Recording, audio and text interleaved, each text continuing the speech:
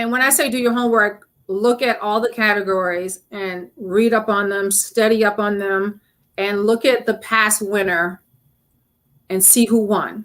And then use your imagination and start creating from there. But really look at all 5 of the finalists and see the different things that they're looking for. Because they're in some way or form, they all kind of have a story. Mm-hmm. And then if you start there, then when you go to start storyboarding and really doing the actual creativity that you're going to do, then I think you'll come out a little bit better. Because I went in kind of blindsided when I first started NAHA, and I didn't really look and research NAHA or people's work. I just said, oh, I'm just going to do my thing.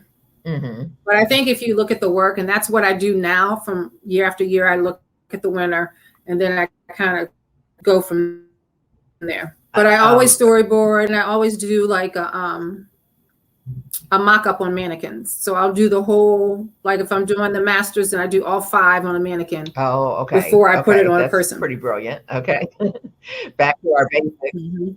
Yeah. So then I use my camera, take a picture of it, making sure the angles are good and trying to figure out the balance and if the texture is right. And then I just go for it after that.